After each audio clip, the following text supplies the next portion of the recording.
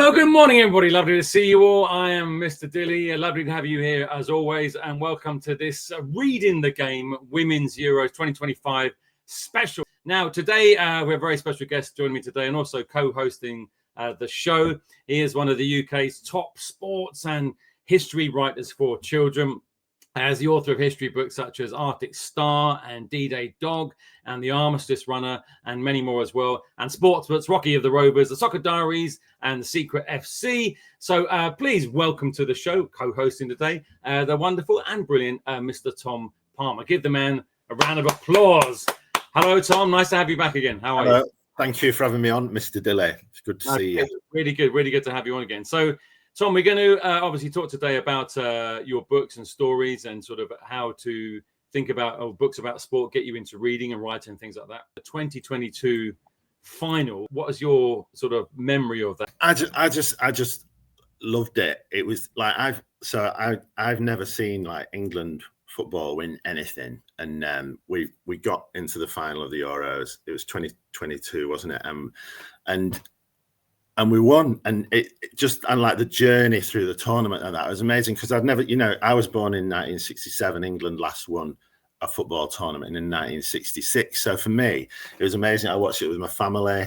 I'd already by then been writing Rocky books, and it was wonderful. Like as a football highlight, certainly national team, it's like the best thing as a football fan that's happened to me. How about you? Yeah, well, I remember because I was really surprised because I think at the time it's like a lot of people, or it might just be me that I, women's football was obviously on the rise again. As I said, we'll talk about the history a bit later on. On the rise again. So I was aware of it, but I hadn't really sort of got involved into sort of watching it apart from sort of flicking through and it being on channel. So when that came on and we watched it and then England won, it was incredible, as you said, a bit like you, to see that. Okay, so this is at Wembley Stadium. On home soil in 2022, England versus the old foe, Germany, in the women's final in 2022. Let's have a quick look at this.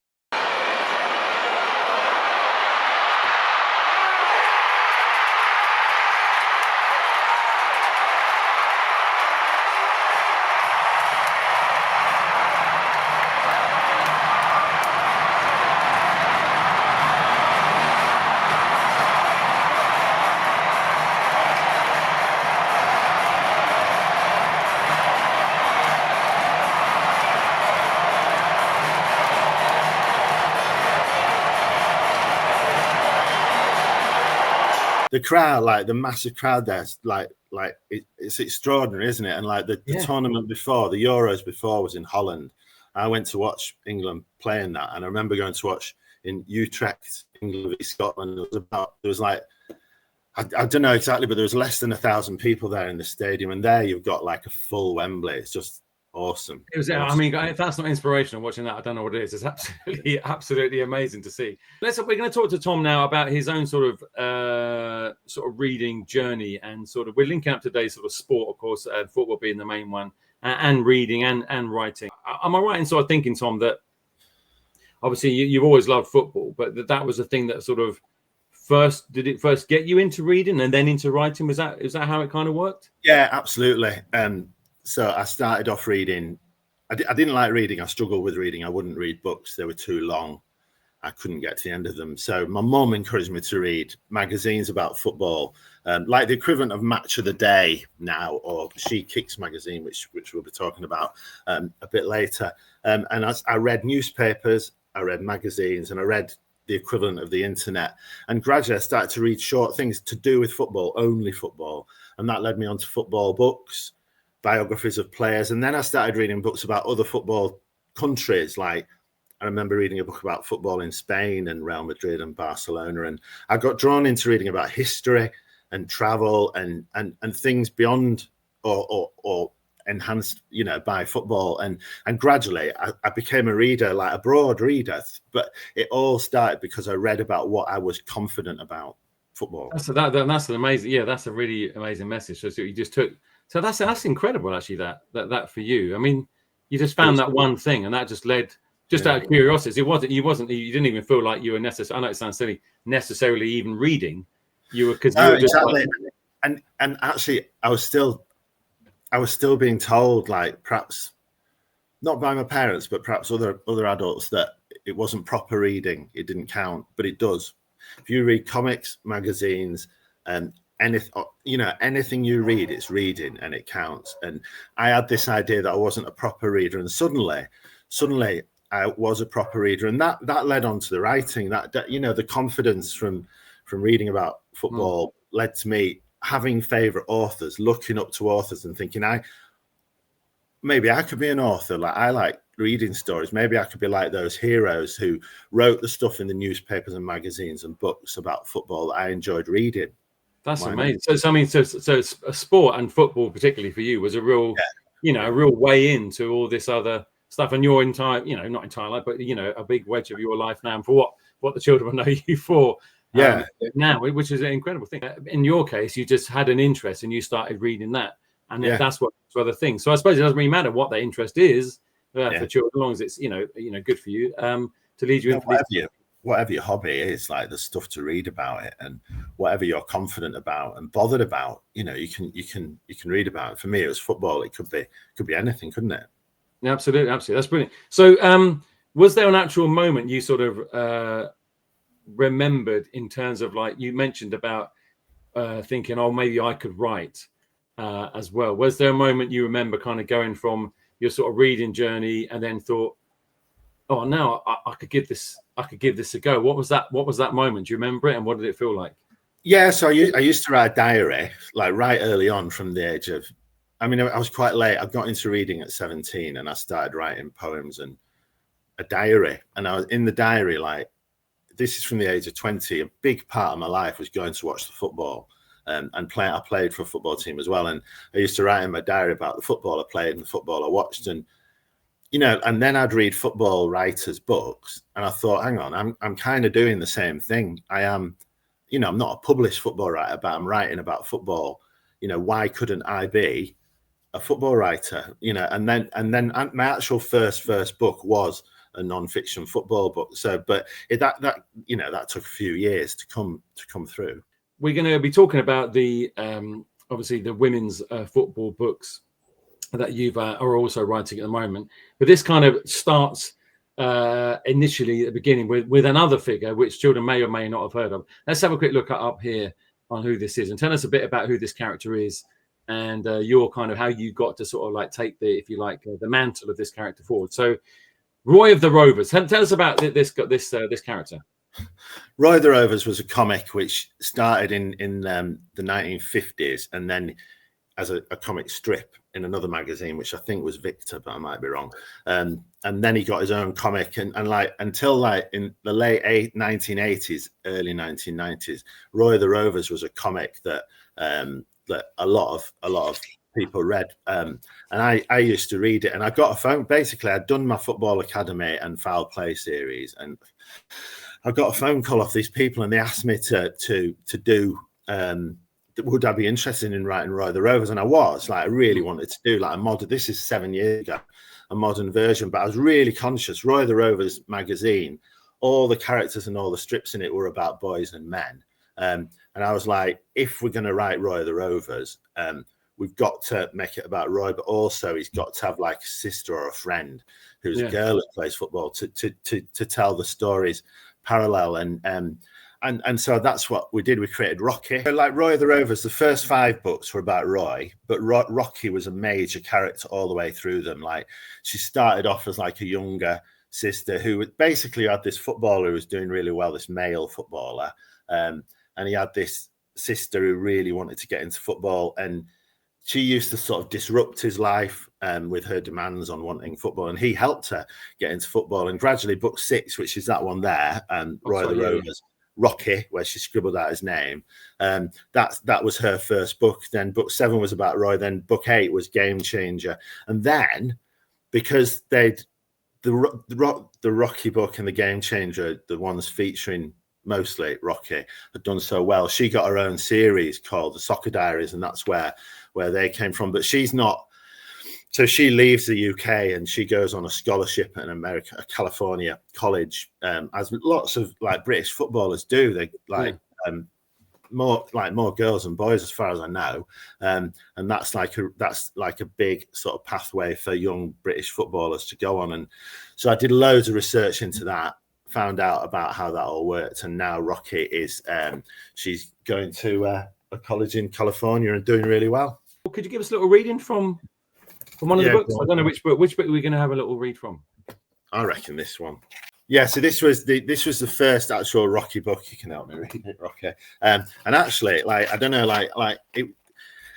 we're going to talk a bit later about an author called Helena Pielahati, and she wrote a series called Girls FC, which we'll talk about later. But I dedicated this book to her because she really helped me, and she's an author who I really look up to. But I'll read you the first couple of pages of. So this is Rocky's own story, like the previous one's been Roy's.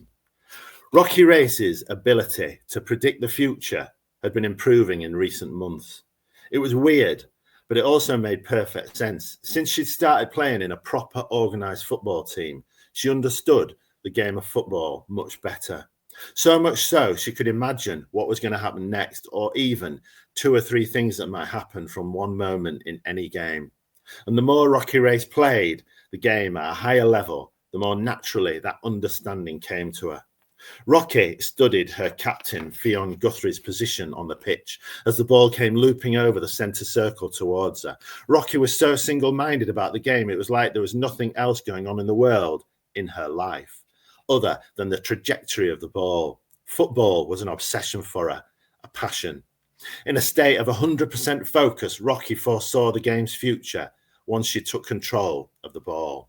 And that's the sort of player that Rocky became. And I meant, like, there was a bit in there where I said she could forget about everything on the pitch and in her life, because part of the story is, because she's a footballer who's on this amazing upward trajectory, part of the story is she's got something going on at home, something really, really difficult at home. And in a way, as for a lot of us, sport is an escape from challenges at home, and that's a big part of the story as well, which I wanted to basically her and her brother Roy are carers for their dad, and I think there's a lot of children out there who are carers, who put in so much work to help look after their, like, an ailing parent or sibling or whatever. And I wanted to put that in the book as well. So it's a story about football, but it's a story about how you balance your football life and your family life, I suppose.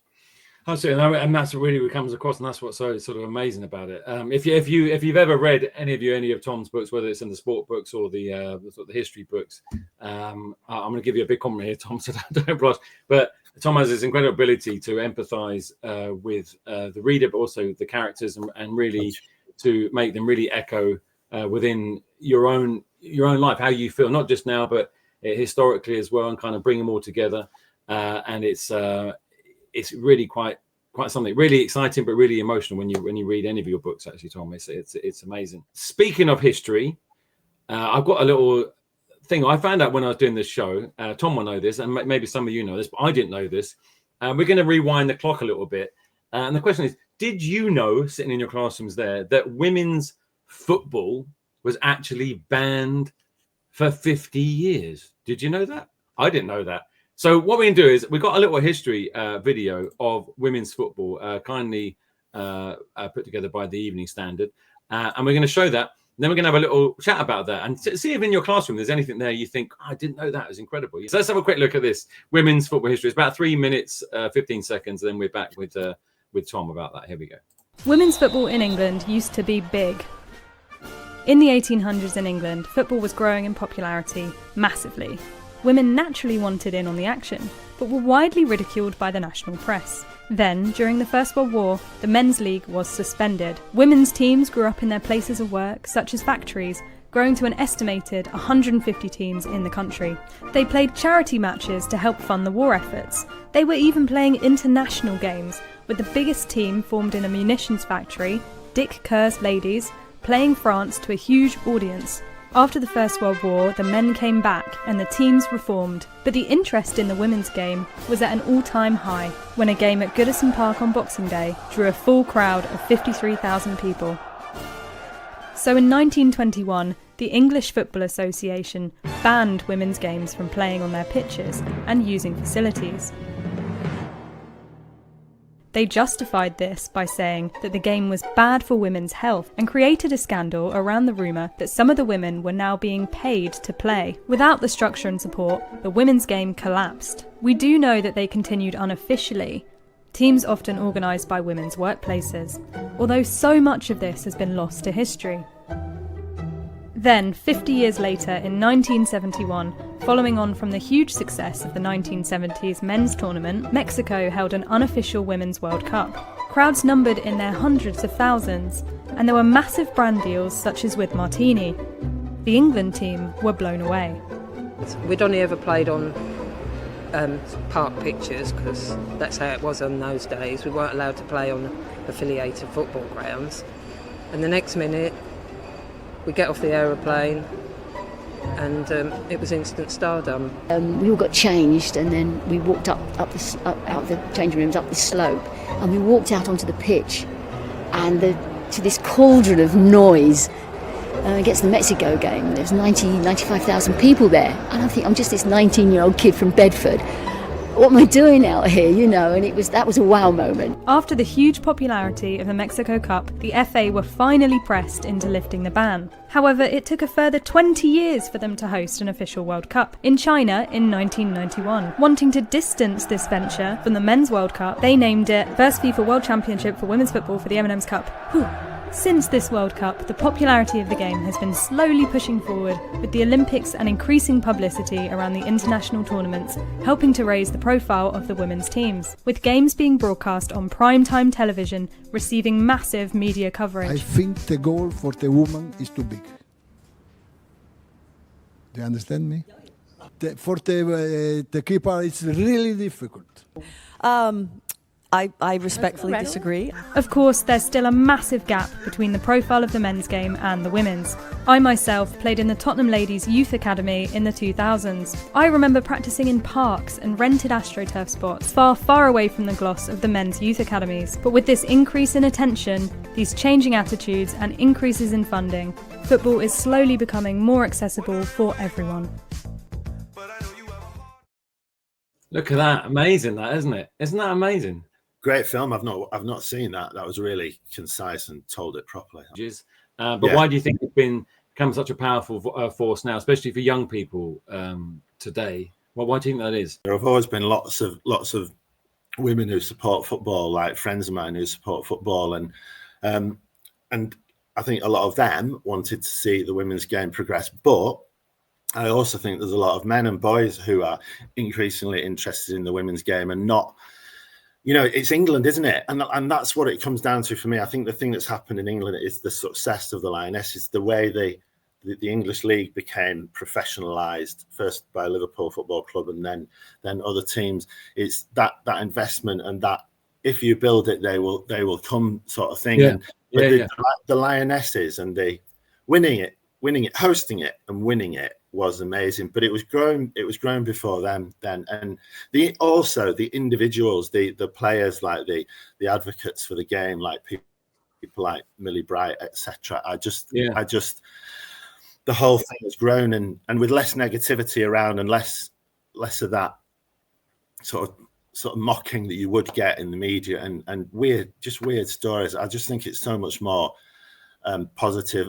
And also, we're good, aren't we? The Lionesses won the tournament and the final of the World Cup. You know, we're brilliant, and that obviously helps, as well as all those other things I've mentioned. So, Tom, the soccer diaries. So you mentioned Rocky race in your other books there. So we got all three here.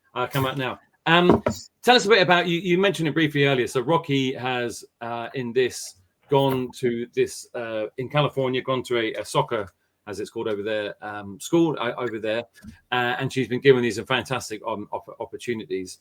Can you tell us anything more about her kind of story over these three books? You know, how it kind of evolves a little bit, and then we can have a little reading from. Sure. So, excuse me. So yeah, the Rocky, like the soccer diaries, and they are called soccer, even though they're called that because it's set in the States.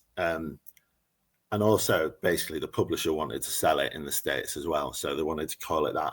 But it's kind of one of the main parts of the first book is Rocky goes over to the States and she's playing football, and it's the words and the language and the cultures like of California and Northern England are quite different for her, and so she's having to deal with all that, and she actually reaches a point where she thinks she's just going to come back home, as many of us do when we do something new, and she pushes through, and it's a story of how she goes from like being a marginal player at this college, learning how to play football really well with like an excellent coach, and how she evolves to be part of the team. But it's also about, like Mr Dilly was saying earlier, it's about her friendships. Like, she's got 3 really good mates, particularly Kim is her best mate, and that it's about those friendships, but also about how her friends can support her and how she can support her friends. And I've got a daughter, and I've sort of,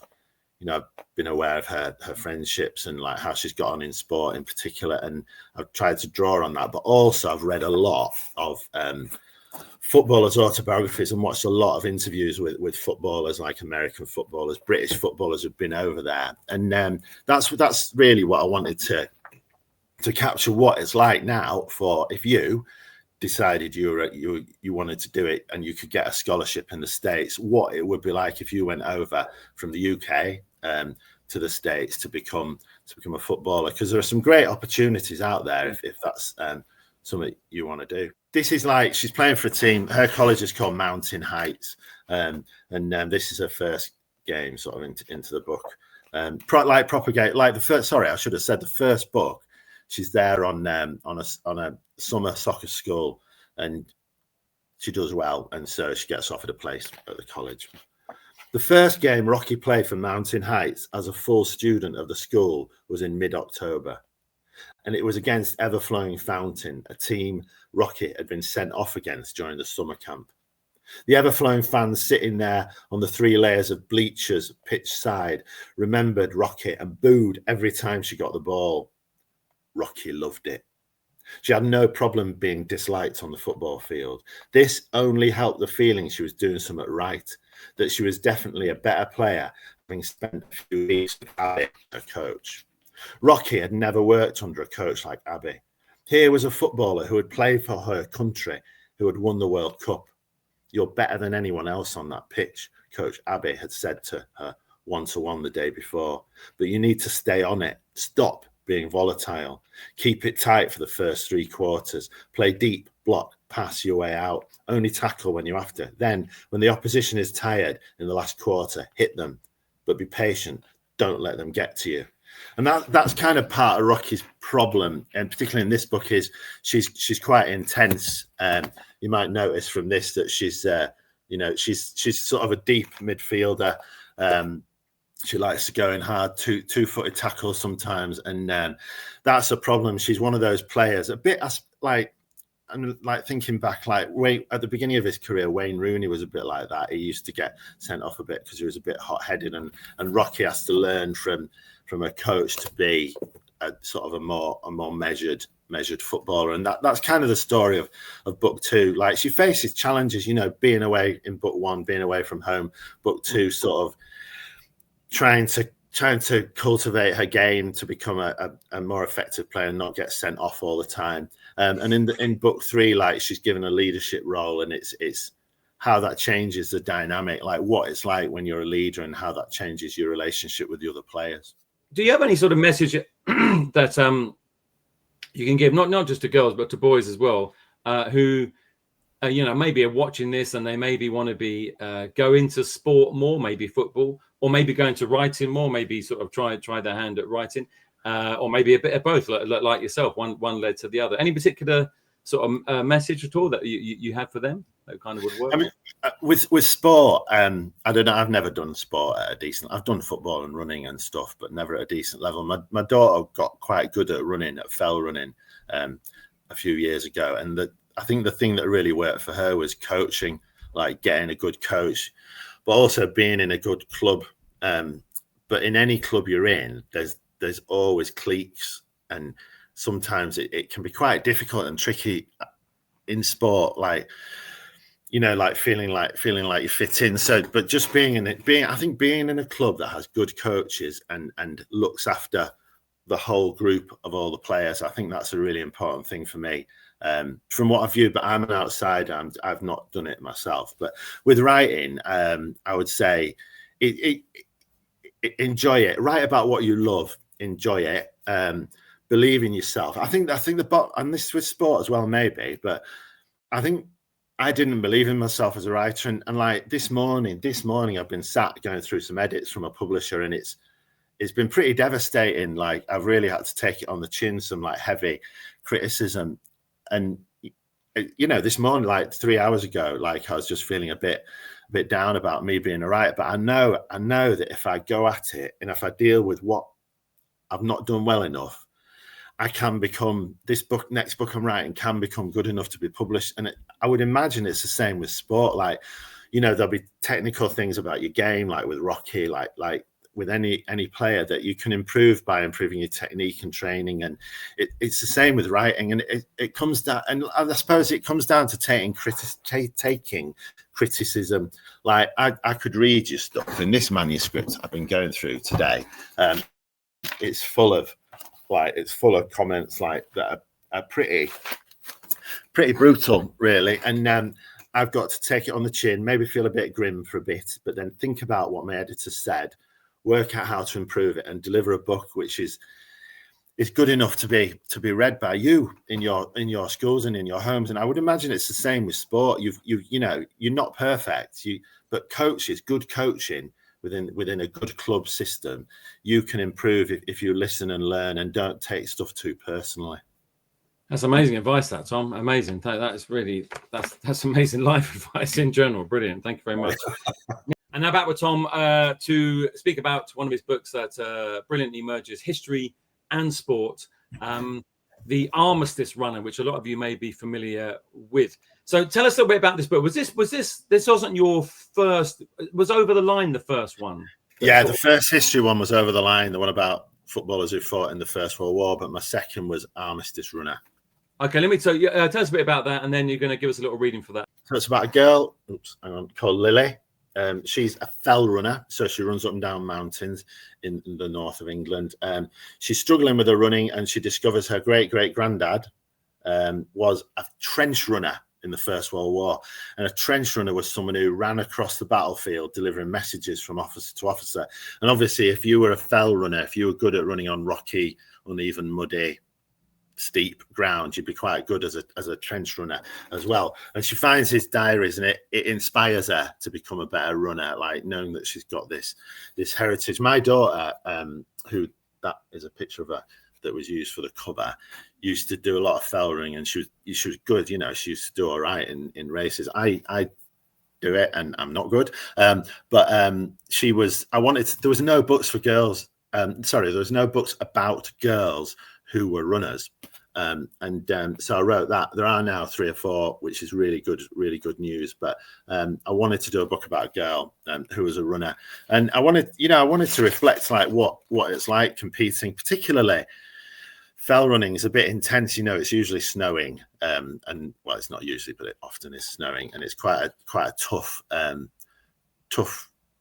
It's cross country running, but steep, basically. Anyway, I'll read you a bit. Like, and it's based on me talking to my daughter. But I'd done fell running, but I wanted to reflect what it was like for her as a club runner. Anyway. Lily accelerated, keeping her eyes on the 3 girls ahead of her. She was 10 meters behind them and within striking distance as they climbed the muddy, waterlogged path. Time to attack. She pushed past the first of the 3 leaders, a thin girl in a white vest. Now Lily was in 3rd place. Ahead of her were Gemma and Keely. Older than Lily, slower than Lily on the uphills, chest hurting, legs hurting, everything hurting, Lily pushed herself hard. She could hear her own lungs forcing air in and out as she passed Gemma and Keely. And now she had taken the lead. She knew she had to get her breathing right. The ground was firmer further up the hill, not boggy like the start of the path. But Lily placed her feet carefully, avoiding exposed roots and rocks that could mean a slip or a twist. attack. Lily knew she had to keep it up because now she could sense who was behind her. She could see her. She couldn't see her. She couldn't hear her, but she knew she was there all the same. Abby Granger.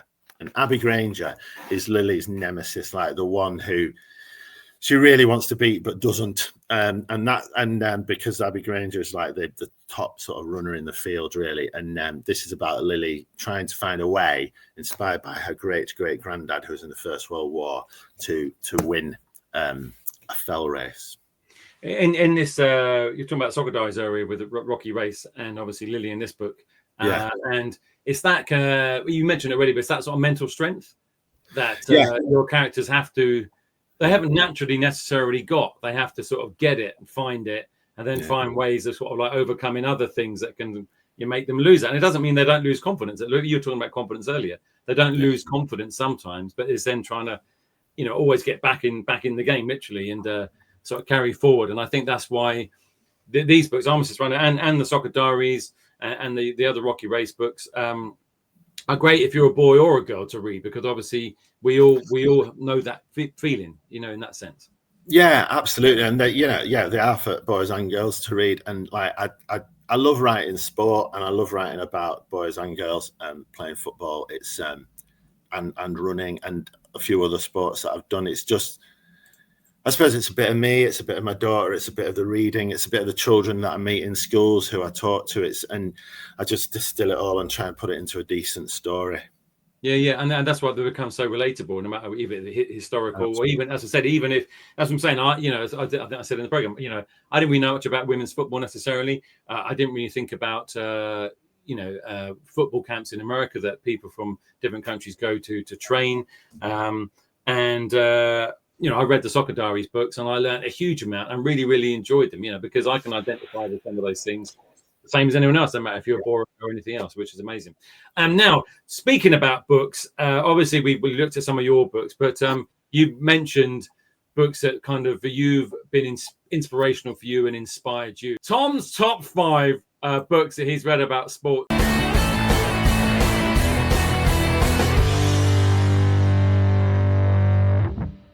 So listen, this is in no particular order. So I'm going to put the book on the screen.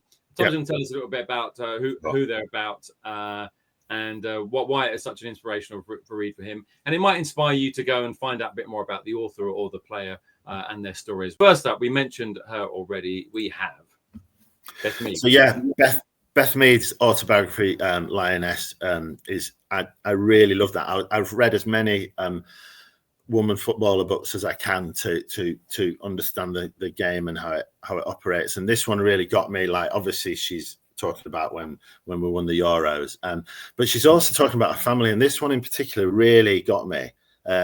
She talks a lot about her dad takes her to football and encourages her to play in the same way that I took my daughter to the running and to races and stuff like that.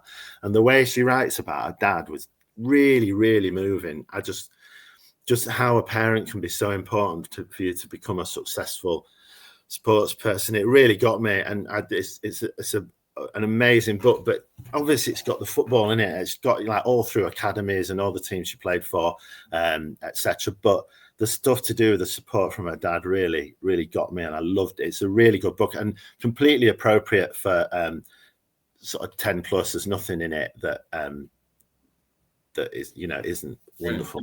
Yeah. Fantastic. Okay, so Beth Mead autobiography is on the list in the top 5. Okay, so let's move on. Tom's mentioned these next book as a bit of an inspiration for him as well, and you might come across them yourselves, but here we go. So this is the next one up. Helena Pielahati's Girls FC series is wonderful. It's written by Helena, and there's 12 books in the series about this football team. This came out 16 years ago. This came out long before, really, I would say the Lioness Revolution. Helena Pielahati is a big football fan. She supports Huddersfield Town, but her daughter used to play for various teams, including West Brom. And also, when she was writing it, she went and sort of like spent time with training and playing with Lincoln Imps, I think was the name of the team, a girls team. She really knows her stuff, and yet these books are full of they're funny. She's a funny writer, and they're full of like friendship, and it's a brilliant series which doesn't get the glory it deserves. Okay, brilliant. So that's Girls FC. Next up, we have another autobiography up here. So tell us a bit more about this lovely lady here. Here we go.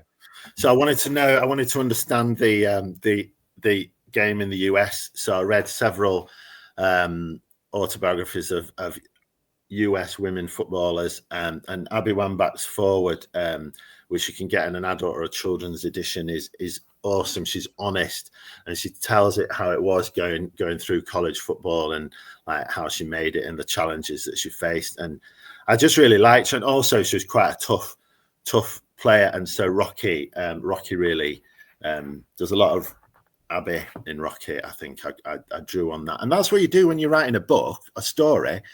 If you can like use a real person as a character to help you make them realistic, do it. Defo. That's brilliant. So Abby Wambach. Okay, so we now go to a magazine. Here we go. Yeah, so She Kicks is a really good magazine about the women's game. There's Match of the Day, and other football magazines, but this one is the one that gets the women's game, and it's been around for a long time now, really supporting the women's game at all levels. And it's you don't see it in the shops, unfortunately, yet. You can get it by subscription. But what a present, like, if you can persuade someone to get your subscription to that for the summer holidays, there's a Euro 2025 edition just about to come out. You can read it on paper, or you can get it to download onto your device.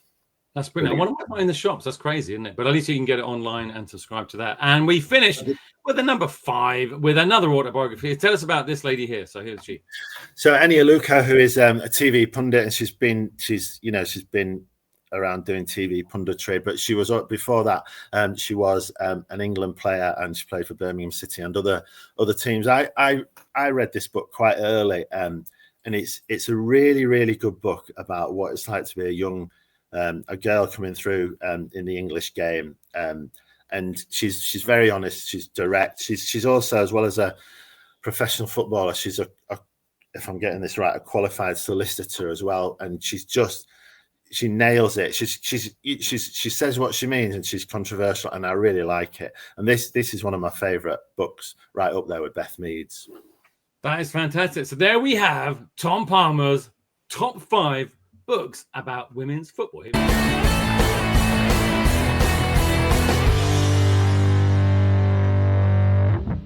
We have some questions for you, Tom, that have been sent in from some schools. Thank you for all your questions. We got a little selection, keeping it on this sort of the football theme, if you like. So let's have a go up here, and Tom will answer this. Here we go. So Inspire Academy, Ashton under Lyme. Thank you for your question. What is your favourite football memory? You might have several, but do you have a particular favourite that sort of sticks there? I've got a few, like not so much being a player, because I was more of a fan, really. I remember when I was 15, I went like to watch Newcastle away with my mate, and that was amazing, because we were young, like 15, going to Newcastle away, and it wasn't. This is in the 1980s when things were a bit dicey. It was awesome. But actually, and my other favourite football memory was that game when I went to watch England women play Scotland in Utrecht in 2018. Going to watch England away, like I've watched England women 6 or 7 times, and I've never been to watch England men, and I absolutely going to watch England away in Europe was ace, and that'll always stick up there, as well as Newcastle away games are. That's where it's at, isn't it? Fun, yeah. So, Inspire Academy, thank you much for your question there. I hope that's answered your question well. So, here we go. So, this is a bit more sort of wide reaching, I guess. So, St. John Vianney, RC Primary Merseyside, thanks for your question. Do girls feel that they get fair treatment when it comes to pitches and changing facilities? I guess this is to do possibly with your own daughter, but also in your research for your books as well. So, what's your thoughts on that? I think in athletics, it feels to me completely the same.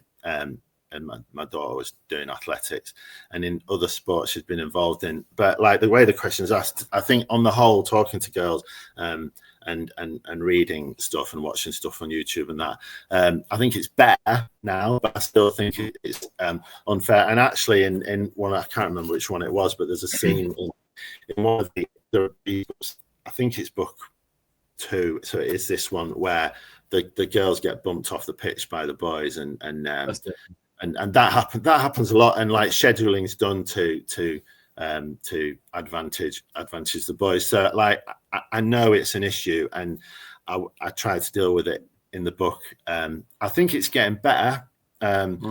But even if you look 5 years ago, 10 years ago, it was dire. Now it's better. But I would imagine it's not right yet. But I would have to ask you if that's what's your experience. You know, like girls watching, like what's your experience? I mean, it's weird you say, because it's not the case in other sports. You know what I mean? So if you do athletics and stuff, you wouldn't have that. It's a really good point. Yeah, you know, but in athletics, it's just not an issue. It's Isn't it odd? It's really odd. Okay, so be interesting actually to get your thoughts on that. Any of the children watching and girls who maybe do outdoor clubs or outdoor football in that sort of sense. Okay, so this is from WhatsApp Primary School in Rotherham. Thank you for your question.